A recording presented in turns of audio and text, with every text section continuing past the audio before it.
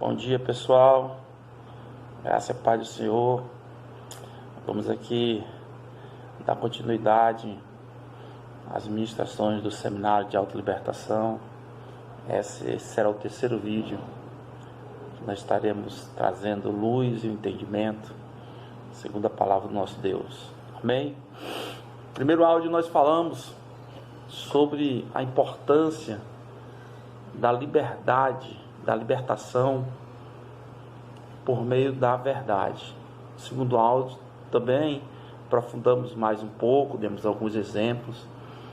E esse último, creio que é o terceiro dessa sequência, dessa mensagem. Depois nós vamos passar para uma outra mensagem que se chama Abrindo a Visão do Moço. Está fundamentado lá em 2 Reis, capítulo 6.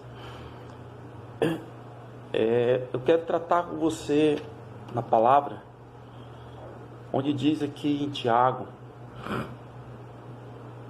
capítulo 4, diz assim: antes ele dá maior graça, portanto diz, Deus resiste aos soberbos, mas dá graça aos humildes. Verso 6: sujeitai-vos, pois, a Deus, resisti ao diabo, e ele fugirá de vós. Chegai-vos a Deus, e ele chegará a vós. Limpai as mãos, pecadores, e vós de duplo ânimo, purificai os corações. Que bênção! A pergunta, irmãos, que eu faço para a gente refletir aqui, que é fundamental para esse verso, é quem deve se sujeitar? Quem deve resistir?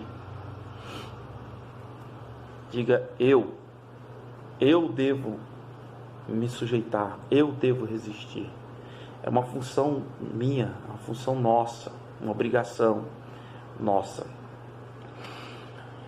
Eu quero já trazer o entendimento, porque muitas pessoas perguntam: pastor, o senhor está tratando do passado, o senhor está tratando de coisas que eu já aceitei Jesus como Senhor e Salvador. Eu quero trazer uma discussão aqui entre nós. Quem são os verdadeiros seres que aceitaram e confessam Jesus como seu Senhor e seu Salvador? Porque existe uma situação, irmão, muito perigosa, que foi criada há muitos anos atrás, milhares, não sei nem quantos mil anos atrás, nem sei de onde surgiu esse negócio, de que a pessoa ia lá na frente, diante de um grupo de pessoas, hoje é na igreja, e confessa Jesus publicamente. E a confusão está aí, que as pessoas estão achando, muitos acham que confessar Jesus publicamente é só isso. Aquilo ali, aquele ato que eu fiz há 23 anos atrás, no mês de janeiro, ali, véspera do carnaval, que eu gostava muito de carnaval, e o Senhor me levou para os seus caminhos na véspera de carnaval. Foi tremendo. Aquilo ali, ele é o início. Aquilo ali é um ato profético. Aquilo ali é importante, é tremendo, é poderoso. Mas nós não podemos tomar aquilo ali como a nossa vida de confissão. Não pode. Não vai por aí. E muitas pessoas estão achando que aquele ato ali resolve tudo. Não. A confissão pública, ela se dá diariamente. Vou dar um exemplo para você. Você que está ceando na igreja, você que nunca ceou na igreja, você acha que a ceia é o quê? A ceia é fazer memória. É tomar como memória pela fé a morte de Cristo, anunciando até que Ele volte. Isso é uma confissão pública também. O que você acha que é o batismo nas águas? É uma confissão pública também. que você acha quando você chega no seu trabalho, ou seja, lá na relação social, e você diz assim, olha, eu não vou fazer isso aí porque isso aí está errado e o Senhor meu Deus não se agrada disso. É uma confissão pública. Você está confessando que você é filho de Deus e você não pratica mais aquilo. Então a confissão pública, quando o Senhor diz, aquele que me confessar diante dos homens, eu confessarei diante do meu Pai, não pode se restringir a uma confissão num culto da igreja e o resto fazer tudo esculhambado, então fazer bem só aquilo que nos apraz. Nós temos que fazer o bem em tudo aquilo que a palavra nos remete a fazer. Quantas pessoas já aceitaram Jesus, já foram batizadas nas águas, ceio ao Senhor, e tem até hoje uma ira, uma raiva, um rancor, um ódio de uma pessoa que ainda adquiriu quando não tinha passado por essas condições. É aqui onde a gente tem que entrar. As pessoas dizem, não, mas já aceitei Jesus, Deus já esqueceu de tudo. Esqueceu mesmo, esqueceu aquilo que você se arrependeu. Esqueceu aquilo que você alinhou com a palavra. Esqueceu aquilo que você se disponibilizou a abandonar. Não esqueça que Jesus, João Batista, João, o Evangelho inteiro, fala não de confissão, mas de arrependimento. Não somente de confissão, para corrigir aqui, mas também de arrependimento. Quando Jesus disse àquela senhorinha, vai e não faça mais. Arrepender é exatamente não fazer mais. Arrepender é mudança de comportamento, de atitude, de decisões. Isso é arrepender-se. Então nós precisamos, irmãos, nos posicionar. O que realmente o Senhor trata de uma confissão? Ah, eu aceitei Jesus como Senhor já, pastor. E por eu ter aceitado Jesus como Senhor e Salvador, nada disso mais me compete. O senhor está negando isso? Não, não estou negando não, estou reafirmando. Só que precisa aceitar Jesus. Precisa confessar Jesus. Precisa de fato receber Jesus. Precisa de fato entender as Escrituras Sagradas para por ela andar. Não, aceitei Jesus como Senhor e Salvador e a minha vida não tem mudado, mas querido, você não perdoa seu irmão, não perdoa o que te fez mal. É uma ira, uma raiva, um rancor, um ódio, um ressentimento, uma mágoa, uma palavra que não sai da boca é mágoa. Tem raiz aí. Aí eu te trago para o campo que nós estamos conversando. Uma pessoa chegou a mim, já de muitos anos, de evangelho, de crente, e ela sofria muito, porque não conseguia se firmar na sua palavra. Já tinha confessado, já tinha feito um monte de coisa. E quando eu conversei com ela, para saber o que estava pegando naquela área ali, era uma pessoa muito boa de muitas coisas. Só que ela tinha um ódio terrível. Não era ódio, não posso nem chamar aquilo de ódio. Ela tinha assim uma aversão à sua mãe. E ali eu fui tratando com ela, disse, mas o que aconteceu? Que você tem tanta aversão à sua mãe? Ela disse, pastor, porque eu fui violentada sexualmente.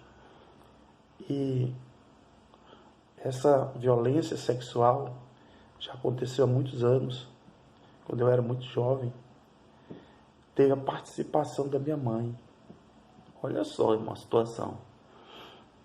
Teve a participação da minha mãe. A minha mãe era do terreiro, praticava lá o espiritismo dela. incorporava lá umas entidades e o caboclo lá disse que tinha que me oferecer em sacrifício, e o sacrifício era esse. A gente sabe, irmão, que isso é tudo charlatanismo, né?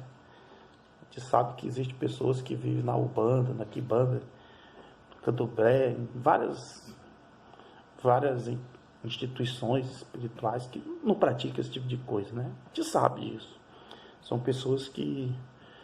Eu conheço pessoas que têm essa questão da prática do espiritismo, mas é uma pessoa socialmente mais do que normal, prestativa. Conheço pessoas assim, né?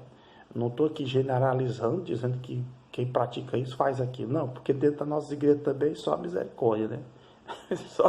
Só misericórdia de Deus, meu irmão, atuando em nós.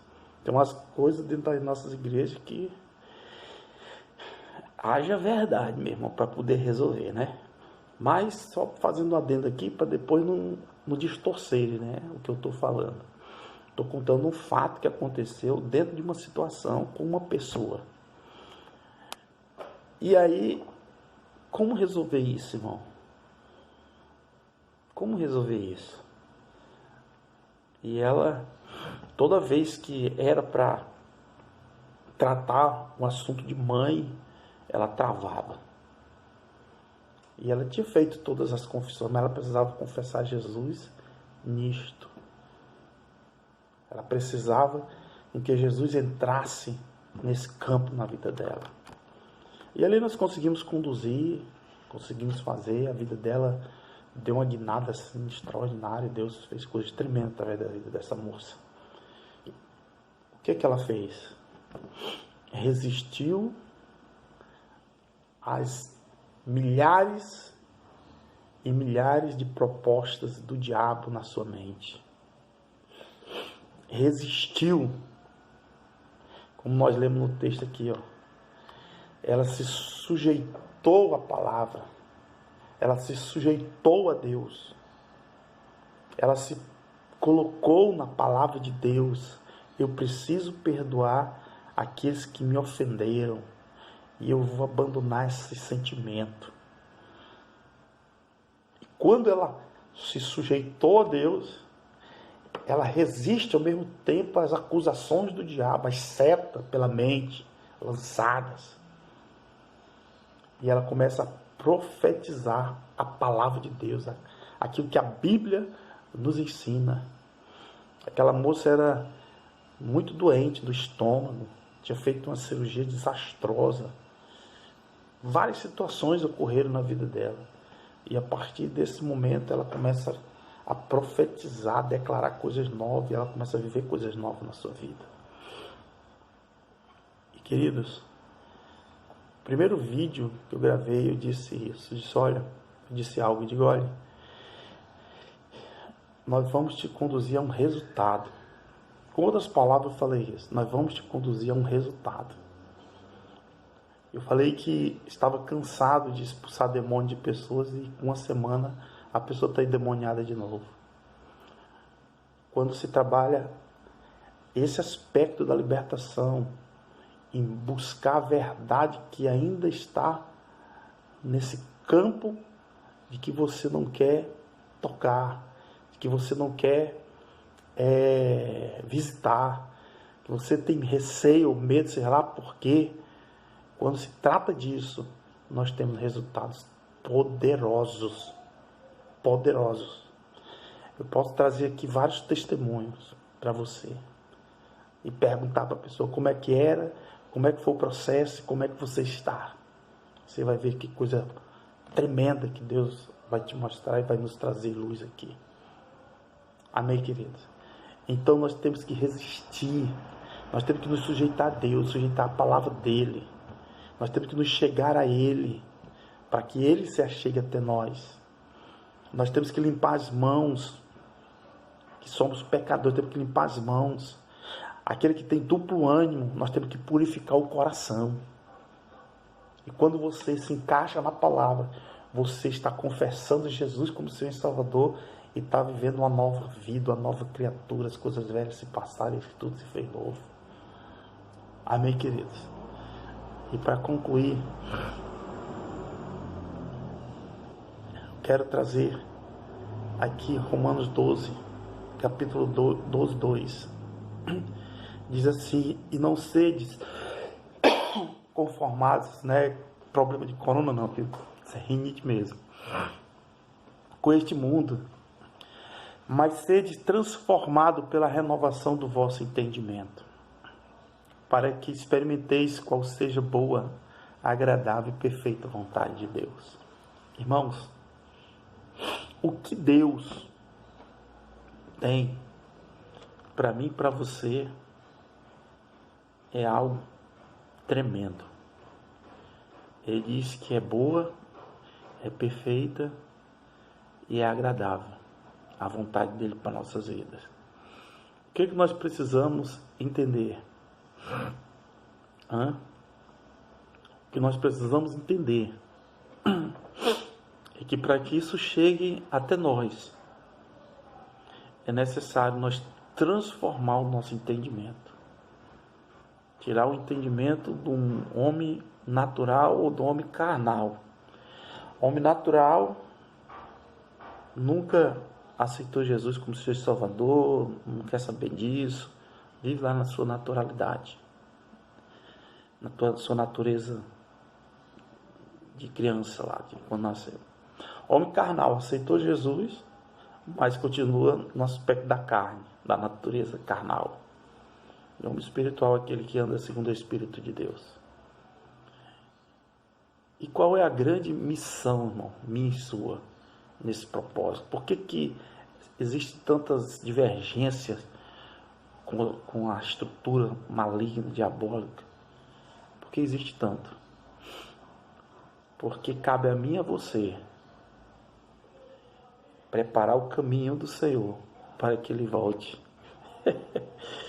Mas, pastor, isso não era João Batista? Tá certo. 2 Coríntios capítulo 5, verso 17 diz assim: assim que, se alguém está em Cristo, nova criatura é. As coisas velhas já passaram, eis que tudo está o quê? Novo. Se alguém está em Cristo, nova criatura é. Você é ou não é uma nova criatura? Nós somos ou não somos uma nova criatura? As coisas velhas passaram ou não passaram? Passaram, pastor. Então, de quem é a responsabilidade de trazer luz ao caminho das outras pessoas? De trazer entendimento no caminho das outras pessoas? Minha e sua. Minha e sua. E é este o grande embate que o inimigo tenta nos frear, nos parar. Quer porque quer fazer em que as coisas de Deus cessem. Por quê? Escute isso aqui, 1 Coríntios 15, 24. Depois virá o fim. Quando é que virá o fim? Quando tiver entregado o reino de Deus ao Pai, e quando houver aniquilado todo império e toda potestade e força, porque convém que reine até que haja posto a todos os inimigos debaixo dos seus pés. Sabe quem vai fazer isso? Jesus, pastor. Jesus? Não, filho, ele confiou a mim e a você. É a igreja, somos nós, eu e você, na pessoa do Senhor Jesus, no nome do Senhor Jesus, que é poderoso. Nós somos os incumbidos a fazer isso. Vou ler de novo. Depois virá o fim. Quando que vem o fim? Quando tiver entregado o reino de Deus ao Pai. Que reino de Deus, Pai? O reino de Deus tem que ser entregue ao Pai de volta. Adão entregou para o capeta. Agora tem que pegar e levar para o Pai de novo, filho. É assim. O que Adão fez? perdeu. O que Jesus fez? Conquistou. E quando ele conquistou, entregou a mim e a você para conduzir esse processo até que ele venha. É uma obrigação minha e sua pela pessoa do Espírito Santo em nós. Por isso ele derramou o poder. Por isso ele manifestou a glória. Por isso que ele derrama a autoridade. Por isso que ele tem feito coisas tremendas e poderosas. Sabe onde é que nós estamos presos? No passado. Sabe onde é que nós estamos presos? Nas mentiras, nas meias verdades. Deus tem coisas poderosas para mim e para você. Mas nós precisamos sair dessa condição de aprisionamento, de encarceramento pelo passado. Por conta do passado. Entenda isso.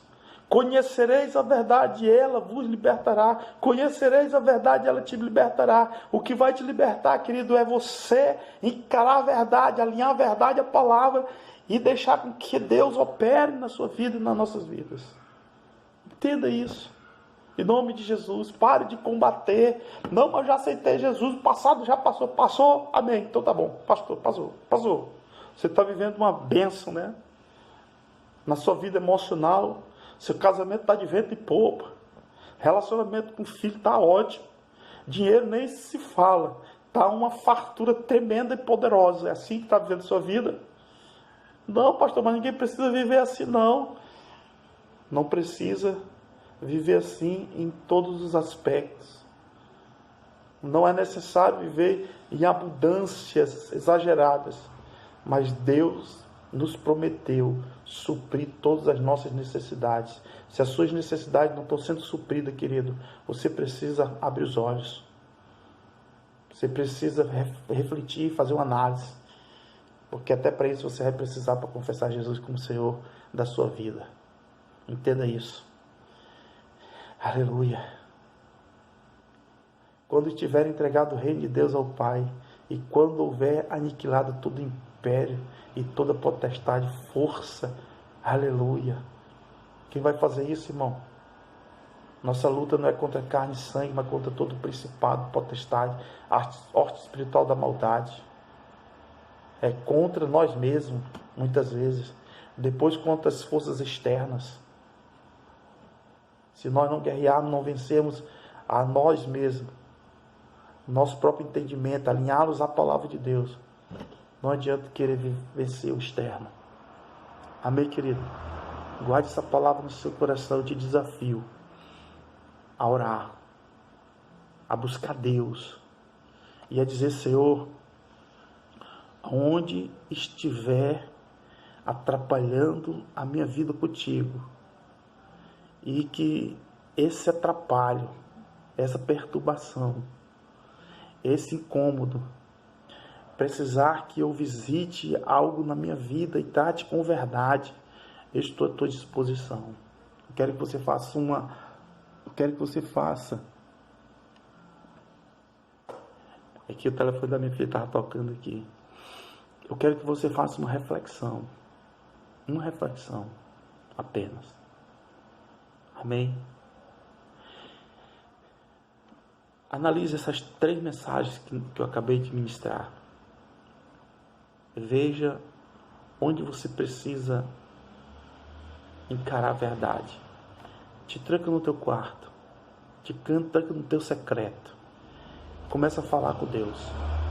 E começa a dizer: Deus, eu tenho essa área na minha vida que ela está atrapalhada. Se algo que atrapalha estiver dentro do campo daquilo que eu aprendi com o pastor Cirlei Quintela, sobre eu estar ocultando a verdade, eu quero que tu me ajude agora e me traga entendimento. Você vai ver o que Deus vai fazer na sua vida. Se você precisar de mim, entre em contato nas redes sociais. Eu vou providenciar meu número, vou colocar aqui embaixo para você me acionar no WhatsApp. Mas o meu número é 68 99965 6708. Eu estou à tua disposição, em nome de Jesus. Amém? Fique com Deus, aguarde os novos vídeos, que nós já vamos entrar num outro assunto sobre autolibertação e cura também, que é muito importante, que faz tudo a ver com a ligação com esses 3 vídeos que nós acabamos de de falar, de assistir aqui. Estamos juntos em nome de Jesus. Deus abençoe.